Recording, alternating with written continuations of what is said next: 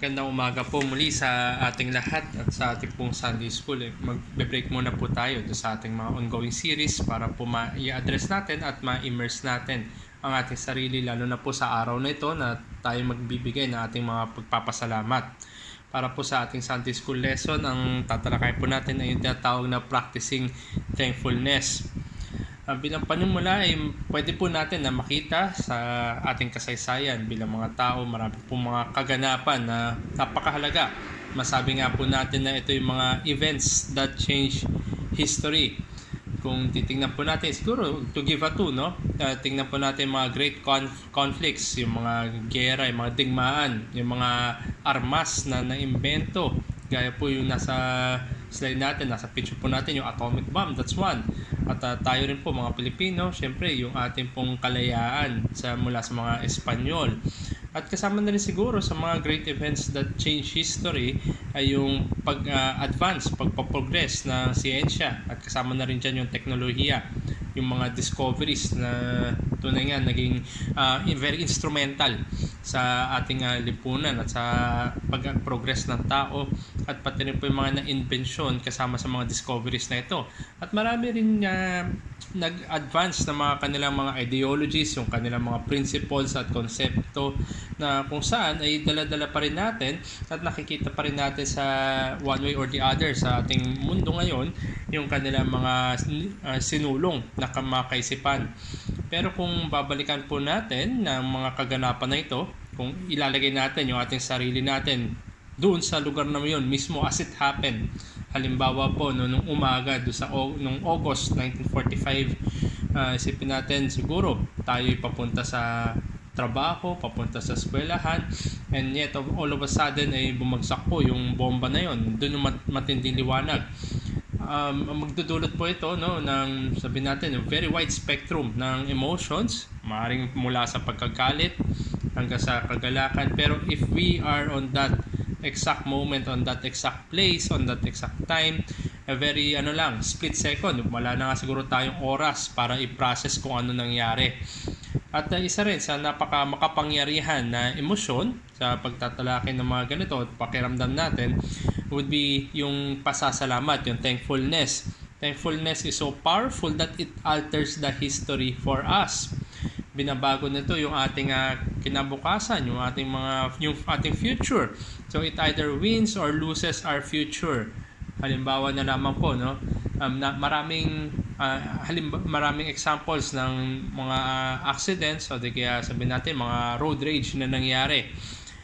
Kung by cooler heads prevail ay hindi nangyari yung sabihin natin nakulong o kaya nakapatay. Pero kung ikaw naman, sabihin natin ay malapit ka sa aksidente, ilang metro, ilang pulgada lang siguro yung pagitan from imminent danger, at nakita mo after that, sabihin natin dumaan yung sasakyan sa gilid mo, napansin mo na after that buhay ka pa rin, magdudulot yan ng pagpapasalamat at magpapatuloy yung future. So having a sense of thankfulness or lack of, it would chart the course for succeeding events. Ayan yung magdidikta din ng iyong future. At kung pinractice natin ang pasasalamat na ito, lalo pa sa konsepto na yung isang mananampalataya, it will work toward character building. Mapagpapatibay yung ating karakter at uusbong doon yung ating din na paglapit sa Diyos. Pero ang hamon sa atin siguro, dahil Thanksgiving ang pinag-uusapan natin, ang Thanksgiving pwede ba talaga tayo magpasalamat kung hindi tayo nagbibigay ng pasasalamat sa isang tao? Can one really be thankful without being thankful to someone? Maaari ba tayo magbigay ng pasasalamat kung walang patutunguhan or walang papapuntahan ang itong pasasalamat natin? So tingnan natin sa kasaysayan ng sangkatauhan, paano ba saan ba magmumula itong mga bagay nito. Alam natin na maganda nilikha ng Diyos. At sa pasimula yung account ng creation sa Genesis 1-3, maganda kanya nilikha, walang kasalanan doon. At alam natin yung pagbagsak ni Adan at yung events na umabot na sa atin hanggang ngayon. So it clearly explains kung bakit ganito ang ating mundo ngayon. So alam natin yung mga nangyari at basahin ko na lamang po yung sinabi ni Albert Mohler sa kanyang article na Thanksgiving As a theological act, what does it mean to give thanks? Ito ay published noong 2016. Short version po yung nasa ating slide, pero basahin ko po yung buo na nabanggit niya doon. Sabi niya, what explains the rebellion of Adam and Eve in the garden? A lack of proper thankfulness was at the core of their sin. God gave them unspeakable riches and abundance, but forbade them the fruit of one tree. A proper thankfulness would have led our first parents to avoid that fruit at all cost and to obey the Lord's command. Taken further, this first sin was also a lack of thankfulness, in that the decision to eat the forbidden fruit indicated a lack of thankfulness that took the form of an assertion that we creatures, not the Creator, know what is best for us and intend the best for us. Sa madaling salita, si Adan at si Eva hindi naman sila pinagkaitan. Ang dami nilang pwedeng gawin, dami nilang pwedeng kainin. Ang pinagbawal lang naman ng Diyos sa kanila ay iisa. So nakita nila doon, na-focus sila sa pinagbabawal, hindi sa pagpapasalamat, dahil ang dami nilang pwedeng piliin o kainin. Kung kaya yung kakulangan sa pagpapasalamat, yan yung nag-lead sa kasalanan. So ito yung nangyari sa hardin, at ito ngayon nag-explain kung bakit ganito yung mundo natin ngayon na puno ng kasalanan at kadiliman. Ganon din naman si Apostol Pablo sa Bagong Tipan, nabanggit niya to summarize yung whole humanity dito sa Romans chapter 1 verses 20 to 22. Hindi lamang yung Hudyo, kundi lahat ng sangkatauhan. Basahin ko po yung Romans chapter 1 verses 20 to 22. For his invisible attributes, namely his eternal power and divine nature, have been clearly perceived ever since the creation of the world in the things that have been made, so they are without excuse. For although they knew God, they did not honor Him as God or give thanks to Him, but they became futile in their thinking, and their foolish hearts were darkened. Claiming to be wise, they became fools. So ito yung summary, kung tutusin, ng sangkatauhan. At sa gitna ng summary na ito, sa gitna, pinakasentro nito summary na ito, nandoon yung napaka-lakas na indictment, na wala tayong pagpapasalamat. There's a resounding indictment of thanklessness. Pag babalikan natin, nandoon yung binanggit ni Apostol Pablo. They did not honor Him as God or give thanks to Him. So honoring God, yung pagpapahalaga sa Diyos, pagtanaw sa Diyos, honoring God leads to thankfulness. Diyan nagdudulot yan. Kung tinatanaw natin ang Diyos bilang Diyos, tayo ay nagpapasalamat. Pinapasalamatan natin ng Diyos sa kanyang mga katangian, sa kanyang katapatan, pag-ibig, yung mga probisyon na pinagkakalob niya, yung pag-iingat na binibigay niya sa atin. Kung kaya't ang makita natin on the flip side, kung we fail in thankfulness is to fail to honor God. It logically follows. Kasi kung wala tayong pagpapasalamat, hindi natin tinatanaw ang mga bagay na ito mula sa Diyos. A lack of proper thankfulness to God is a clear sign of basic godlessness. Tandaan natin, it comes in pairs, yung honoring God saka giving thanks to Him. Hindi naman tayo pwede na mag-honor God na hindi tayo nagpapasalamat sa Kanya. Hindi rin tayo pwede magpasalamat kung hindi natin ino-honor ang Diyos. So, a lack of proper thankfulness to God is a clear sign of basic godlessness. Ayan nga yung summary ng sangkatauhan. Dahil ito ang makikita natin sa ating paligid, at ito rin yung magiging buod ng sangkatauhan na makasalanan, a clear sign of basic godlessness. And we are faced with a challenge. Tandaan natin that as with the world's traditions, even with the diverse cultures, iba-iba yung mga kultura ng mga tao, iba-iba rin yung kultura sa bawat sulok ng mundo, ano man yung sabihin natin lahi, nandyan yung pagpapasalamat. Thankfulness is basic to humanity, but for the wrong reasons. Maraming nagpapasalamat. Sa katunayan nga, nakaraang buwan ay nag-celebrate yung United States or yung Western world ng kanilang Thanksgiving. So nandoon yung element ng pagbibigay ng pasasalamat, but wala doon yung honoring God. Wala rin doon marahil yung totoong reason and the right reasons to be thankful for. So nandun yung pagpapasalamat nila for the wrong reasons. At para sa iba, yung Thanksgiving, no, tinatanaw nila ito bilang holidays lamang. At pati rin yung mga kapulungan ng mga mananampalataya, meron silang kanya-kanyang pamamaraan ng pagdiriwang ng kanilang pasasalamat at yung mga year-end na Thanksgiving. But remember that giving thanks is one of the most explicitly theological acts any human can contemplate. Kahit nga doon sa maliit na bagay ng pagpapasalamat, meron niya kaakibat na kaunawaan sa Diyos. It is theological, doctrinal, katotohanan na kapahayagan ng Diyos. Actually, sa lahat ng aspeto nating buhay, bawat isa niyan, maliit man o malaki, simple man, payak man o komplikado, lahat yan may kaakibat na theological foundation kasi hindi natin matatakasan ang realidad ng Diyos. Itong itinatawag na Christian worldview sa pananaw natin sa mundo, sa mga kaganapan, sa mga nangyayari at kaunawaan natin sa atin, sarili bilang mga makasalanan sa harapan ng Diyos na banal, lahat yan may kaakibat na katotohanan na mula sa Diyos. Isa nga po sa aking paborito or hindi naman paborito, kundi isa sa mga nagugustuhan ko na act ng pagpapasalamat na recorded sa salita ng Diyos ay yung panahon ni David na kung saan yung arko mula sa mga taga-Pilisteo ay nakuha nila na ibalik sa kanilang lugar at lagay na sa templo. So nandoon nagdiwang sila, umawi si David, sumasayaw-sayaw pa. At ang kanyang tula, naka-record yan sa 1 Chronicles 16. Basahin ko lamang po yung verse 34. "O give thanks to the Lord, for He is good, for His steadfast love endures forever." So nandoon, nagpapasalamat siya, tinatanaw niya kung sino ang Diyos at yung katangian ng Diyos. Meron siyang tamang pagtanaw, tamang pag-honor. At ang dulot niyan, ng tamang honor is to give thanks to God for who God is. So ito, makita natin, maging maliwanag sa atin na ang pagtanaw sa Diyos ay nagdudulot ng lubos na pagpapasalamat at ang pagpapasalamat for the right reasons ay tumatanaw sa Diyos, sa pagkakakilala natin sa Diyos. Now we move sa main topic natin, yung practicing thankfulness. Isa nga po siguro na magandang teksto kung paano ipapractice ang thankfulness ay matatagpuan sa mga ebanghelyo.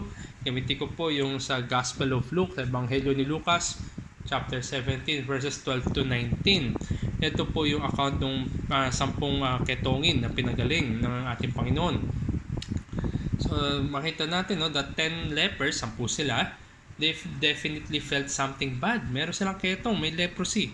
Tandaan natin ang panahon nila sa kanilang kalagayan na may ketong. Sila, naka-segregate, nakahiwalay sila. Unclean ang trato sa kanila. Tandaan natin, wala pang gamot sa ketong noong time na yon, kundi ito'y nakakahawa, very contagious yan. Kaya sila dapat nakahiwalay. So ito yung nangyayari doon sa 10 ketongin na yon. Pero matapos silang pagalingin ni Jesus, bumaliktad, from definitely feeling something bad, they definitely felt a lot better. Nagkaroon sila ng great relief. Wala na silang ketong, pinagaling na sila. At alam natin, dahil pag ikaw ay ketongin, hindi ka accepted sa society, ikaw ay gumaling, papakita ka ngayon sa mga pare at ipopronounce ka nila na clean. So, ikay maliligo, tas babalik ka na, integrate ka na pabalik sa society. So, there's that great relief at na-shock rin sila kasi in an instant, nawala yung ketong nila. Namangha, nagulat, at nandun yung amazement nga nila at pati na rin yung empowerment nila kasi magiging na sila katanggap-tanggap muli sa society. So ang laki ng pinagbago mula doon sa previous state nila na may ketong hanggang doon sa pinagaling na sila, and they look forward kung ano na yung magiging buhay nila na pag na-integrate na sila pabalik sa society. Lahat ng 10 na yan ay nakaranas ng ganyan, from something bad to something good. All 10 felt, but 9 did nothing about it. Diba? 10 silang pinagaling, yung siyam wala namang ginawa patungkol doon. Hindi sila nagpasalamat. They did not do the thanking action. Hindi nila ginawa yung pagpapasalamat. Pinagaling sila, well and good, sa kanilang pananaw, sa kanilang ginawa. Pero isa lang, yung nagpasalamat.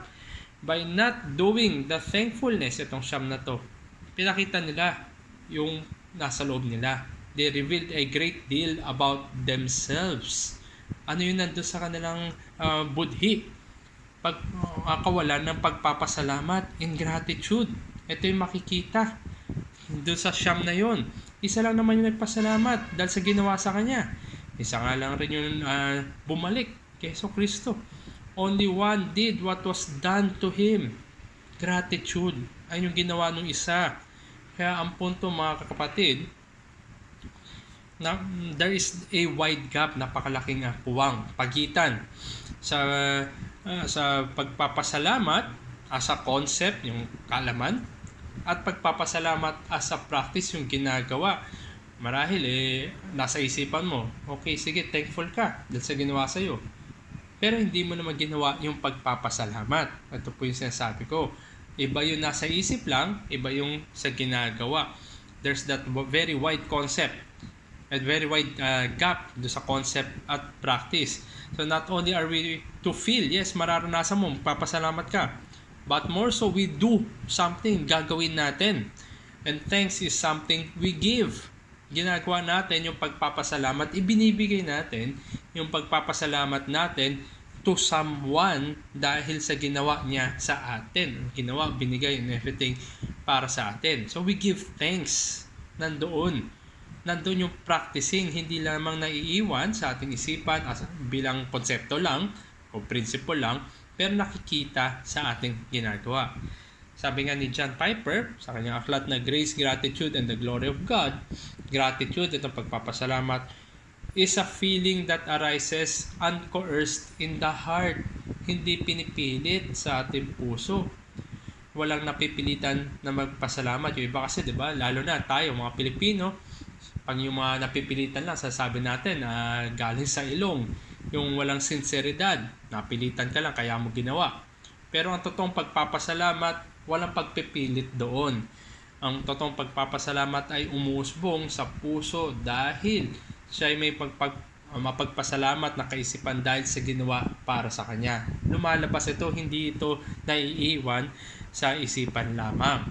Kaya muli ay mahamon tayo dito, no? Mali tayong ikumpara natin yung ating sarili doon sa mga ketongin na yon. Like the lepers, think about all things we must be thankful for. Definitely, ang dami nating kailangang pagpasalamatan sa Diyos. More than in the realm of physical material, yung mga provision ng Diyos para sa mga temporal na aspeto, mga material na provision niya. But more than that, it points us back and leading to the redemptive acts of God for our spiritual eternal joys in Christ. Yes, papasalamatan natin yung mga provision na material. Pero higit sa lahat, kung ikaw ay naki Kristo, yung spiritual at eternal, yung magpawalang hanggan na kagalakan kay Kristo. Diba? Sabi nga sa isang account do sa Ebanghelyo, what does it profit a man if he gains the whole world and loses his soul? Kahit nasa iyo na lahat ng physical at material na pagpapala, pero wala naman yung pangwalang hanggan, ay baliwala yan. Kasi ang kakaharapin mo ay magpawalang hanggan na kahatulan. At nandun din, no, yung sabi nga rin, kung ano yung nasa puso ng tao, yun yung uusbong sa kanyang mga labi. Kung puno ng pagpapasalamat yung ating puso, lalabas yan sa ating mga labi. At tayo rin ay sabi nga, di ba, yung ating kayamanan, yung treasure, ang hanapin natin ay yung kayamanan na hindi kailanman mananakaw, makukuha, mabubulok sa atin. Itong mga physical material na ito, maaari, no, makuha sa atin yan. Pero yung mga magpawalang hanggan na provision ng Diyos, yan yun, sabihin natin, hindi makukuha, hindi mabubulok, hindi kakalawangin, kundi yan ay magpawalang hanggan. At yan yung kagalakan natin kay Kristo. So more than yung physical material, yes, magpapasalamat tayo dahil sa mga provision niya doon. Pero more so, yung katubusan, yung kaligtasan na dinulot ng pagtutubusan na kay Kristo. Kaya isa sa mga lesson na maaari natin makita sa pag-aaral natin ngayon, a grateful attitude is not merely a choice. Hindi ito'y choice mo lang magpasalamat, hindi yan. It involves feelings. Hindi rin lamang yan emotionless transaction, yung tipong nagpapasalamat ka pero wala naman talaga, yung walang emosyon. It involves feelings. At more so, it involves doings. Hindi yan pakiramdam lang, kundi yan ay ginagawa, kinikilos. It is a visible, heartfelt response of joy. Kung meron kang kagalakan, tumugon ka sa kagalakan na yan sa pamamagitan ng hindi lamang sa pakiramdam, kundi sa paggawa. Let us honor God and give thanks to God for all the right reasons. Babalik ako doon sa Romans chapter 1 verse 20 to 22. Nandun yung paggawa natin ng pagpapasalamat for all the right reasons. Sino ang Diyos? Sino tayo sa harapan ng Diyos? Ano yung ginawa niya para sa atin? We honor God and we thank Him in response.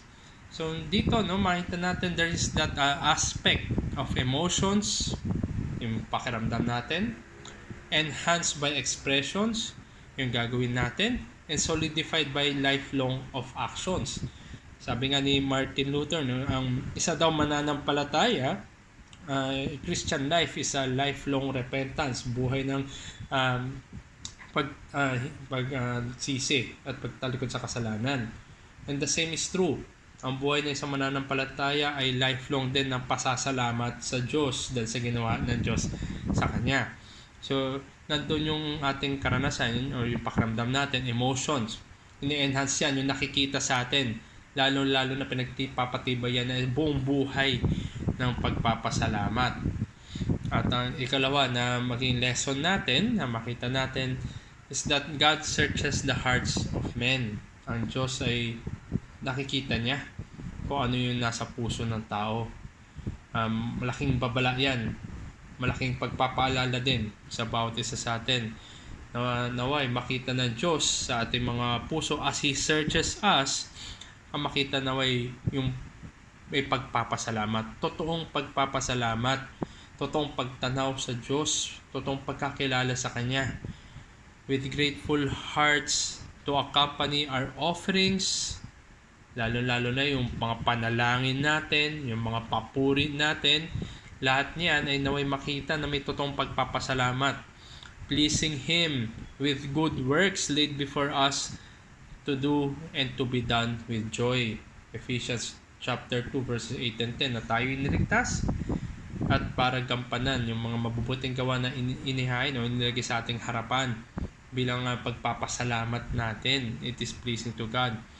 Sabi nga, 'di ba, sa mundo natin, wala naman bayad yung maging mabuti. Ay wala rin naman bayad para maging mapagpasalamat. Thanks cost almost nothing. 'Di ba? Kaya nga pwede tayong magpasalamat anywhere, anytime, at kahit sino. Anyone can do it anytime, anywhere. Lahat ng tao kaya magpasalamat. Ngunit kinakailangan niya ng biyaya ng Diyos para magkaroon ng totoong pasasalamat for the right reasons. It requires the grace of God to be genuinely thankful. And thankfulness is an expression in response to something God gave us. Magiging tayo mapagpasalamat, totoong mapagpasalamat lang dahil sa ginawa ng Diyos. Ang Diyos ang unang nagmahal sa atin bago tayo magkaroon ng kapasidad magmahal sa katotohanan. At ganoon din, dahil ang Diyos ang nagbigay sa atin, siya yung gumawa sa atin at tayo tumutugon ng pagpapasalamat, totoong pagpapasalamat. Thankfulness springs from a heart that is lavished by the mercy and grace of God. Nandoon yung bukal, dun lumalabas ang totoong pagpapasalamat dahil pinuno tayo ng Diyos ng kanyang habag at biyaya. At kung yan nga ay totoo sa atin, all the more we should be thankful. Dito makita natin naman ng mga kapatid na kung yan ay totoo sa atin, mapapalitan yung ating pagrereklamo, yung ating grumbling, complaining. Mapapalitan niya ng lubos na pagpapasalamat na tinitingnan natin parate na napakabuti ng Diyos kahit sabihin natin sa mga lambak ng kadiliman, yung mga lows sa ating mga buhay. Kasi madali magpasalamat sa mga magagandang nangyayari, diba? The highs of life. madaling magpasalamat doon, parang automatic nagpapasalamat yung mga tao. Pero ang hamon dyan ay pag nandun ka sa lows of life. Lalo na siguro, no? Doon sabi natin, doon sa deathbed natin, sa mga huling panahon o huling mga oras na ating buhay. Nawa dumating yung time na tanawin natin pabalik na napakabuti ng Diyos sa atin.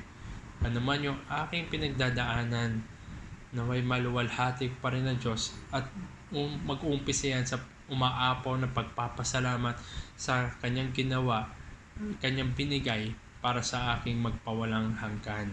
Kaya nawa, no, mahikayat tayo na lalo pa magpagpasalamat. Makita sa ating buhay ay buhay ng pagpapasalamat. Ano man yung ating pinagdadaanan, nandoon ang lubos na pagpapasalamat. Siguro i-relate ko rin, no, yung sa account ni John Newton, composer ng Amazing Grace. Sabi niya doon sa memoirs niya, yung malapit na siya doon sa kanyang huling hininga, nagfe-fade. Sabi niya, my memory is fading, but two things I can remember clearly. First, I'm a great sinner, but number 2, I have a greater Savior. So, nandun yung pagpapasalamat niya. Bagamat nandun pa rin yung pagkakilala niya sa kanyang sarili bilang mga makasalanan. Pero tinatanaw niya ang Diyos at lubos na pinapasalamatan ng Diyos sa kanyang ginawang katubusan para sa kanya. Nawa ito yung dalhin natin, no? In everything at every aspect ng ating buhay, lalo na ay pagpapasalamat natin sa araw na ito, alalahanin natin kung ano yung mga ginawa ng Diyos para sa atin, lalo hindi lamang doon sa material, temporal o physical na mga provision, but more so dalhin tayo pabalik doon sa spiritual at eternal na mga pinagkaloob sa atin ng Diyos. Kung kaya sa ganitong paraan ay magdudulot yan na higit at may katotohanan na pagpapasalamat. Maging tayo mapagpasalamat dahil nga ang Diyos ay soberano. Ang Diyos ang nagpo-provide sa bawat hakbang natin. Ang Diyos din ang nag-a-arrange ng mga probidensya sa ating buhay. At kung tayo nga ay na kay Kristo, sabi nga, all things work for the good. Hindi man siguro good ito sa ating pananaw, lalo na yung mga sabi natin, hindi magaganda mga nangyari, at least sa ating pananaw. Pero tandaan natin, lahat ng mga bagay na yan ay para ilapit tayo sa Diyos, na tayo ay mapagbanal, yung to sanctify us, at tayo rin ay makapaglingkod, hindi lamang sa kapatiran, kundi ay makapagbigay ng kaluguran sa Diyos. Sa ganitong paraan natin titingnan, sa ganitong lente, that truly indeed, we honor God and we thank God for everything. Dito masusukat ang totoong mananampalataya. Kung meron siyang pagpapasalamat, totoong pagpapasalamat, dahil totoo nga niya nakilala ang Diyos sa nakapagliligtas na pamamaraan. So, ito po muna yung ating pag-aaralan sa araw na ito, lalo na yung Thanksgiving natin, ay naway ma-immerse tayo na ngayon pa lamang ay balikan na natin kung kaano kabuti ang Diyos. Hindi lamang sa itong taon ng 2025, kundi mga nakaraang taon ng ating buhay, at mahikayat tayo that indeed as we look forward sa 2026 ay nandoon yung ating puso na lalo pa bubuhos ang pasasalamat sa Diyos sa anuman yung mga mapagdaanan natin. Isa rin siguro na maiwan ko sa atin yung pinakatanyag na awit, Psalm 23, na nabanggit doon, di ba? Na kahit sa lambak ng kadiliman, even in the shadow of valley of death, ang great comfort ng isang mananampalataya, na isang tupa ng Diyos, na isang anak ng Diyos, ay naroon ang presensya ng Diyos sa kanya. Hindi siya iiwan. At yun din yung magbibigay sa kanya ng kapanatagan, yun din na magbibigay sa kanya ng katiyakan, at yun din na magdadala sa kanya sa magpawalang hanggan. I fear no evil, for you are with me. Kaya ito rin yung great comfort ng bawat isang mananampalataya. And also lastly, na naalala ko lang, basahin ko po siguro yung first two questions ng Heidelberg Catechism. Ito pong Catechism, dinesign po ito para sa mga bata. Pero basahin ko po, hayaan nyo po basahin yung first two questions. Question number 1, what is your only comfort in life and death? Ang sagot, that I am not my own, but belong with body and soul, both in life and in death, to my faithful Savior Jesus Christ. He has fully paid for all my sins with His precious blood, and has set me free from all the power of the devil. He also preserves me in such ways that without the will of my Heavenly Father, not a hair can fall from my head. Indeed, all things must work together for my salvation. Therefore, by His Holy Spirit, He also assures me of eternal life and makes me heartily willing and ready from now on to live for Him. So, sinasabi dito, ano yung aliw o yung comfort sa buhay at kamatayan? Tandaan natin, lahat tayo na nabubuhay ngayon, ay eventually hindi natin matatakasan yung kamatayan. Pero habang sa paghahanda na yun, ano yung aliw natin? Sinabi dito na tayo ay pagmamayari. Body and soul, both in life and death, pagmamayari tayo ng Diyos at tayo ngayon na kay Kristo. Question number 2, what do you need to know in order to live and die in the joy of this comfort? So ito yung nagmumula sa question number 1 na binanggit doon, ano yung aliw natin, ano yung comfort natin sa buhay at kamatayan. So question number 2 naman, what do you need to know? Ano yung kailangan natin malaman nang sa ganun ay mamuhay tayo at mamatay na may aliw dito, na may kagalakan, mabuhay at mamatay tayo na may kagalakan dahil sa aliw na ito. Ang sagot dito sa question number 2, first, how great my sins and misery are. Second, how I am delivered from all my sins and misery. Third, how I am to be thankful to God for such deliverance. So nandoon ay isang totoong mananampalataya na alam niya yung kanyang kasalanan, yung kahatulan na naghihintay sa kanya dahil siya ay makasalanan. At sabi rin niya doon, alam rin niya, pinahayag ng Diyos, pinakilala ng Diyos ang kanyang sarili sa nakapagliligtas na parang mamaraan, at nakita niya yung pagtubos ng Diyos mula sa pagtubos sa kanya, pagligtas sa kanya mula sa mga kasalanan at kahatulan na ito, kung kaya't ito yung nagdudulot sa kanya ng lubos na pagpapasalamat. How I am to be thankful to God for such deliverance. Hindi lamang doon sa mga provision ng Diyos muli na temporal, physical, material, but more so ang totoong aliw, yung comfort na isang mananampalataya na naki Kristo sa harapan ng buhay at kamatayan ay yung kanyang pagtanaw na ang Diyos ay mabuti sa pagtutubos sa kanya. Be thankful to God for such deliverance. So dito po siguro ako magtatapos sa ating Sunday School lesson at sa araw nito at tayo nga rin ay magkakaroon ng pagpapasalamat nawa, no? Nahikayat ko ang bawat isa na alalahanin natin at magkaroon tayo ng marami pang bagay upang pasalamatan ng Diyos. May mga siguro kung wala na, no, pwede rin naman mamaya lumapit at magtanong. Siguro po sa pagtatapos, no, tayo po tumayo muna at umawit ng ating hymno.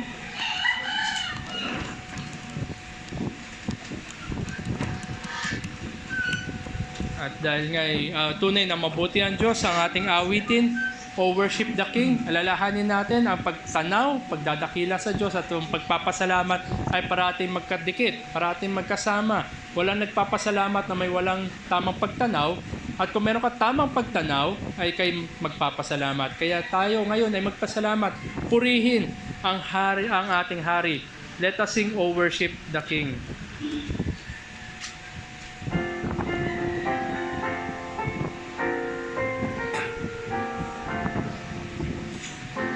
Worship the King, O glorious above. O gratefully sing His power and His love. Our shield and defender, the Ancient of Days, pavilion in splendor and girded with praise. O tell of His might, O sing of His grace, whose robe is the light, whose canopy space, His chariots of wrath, the deep thunder clouds form, and dark is His path on the wings of the storm. The earth will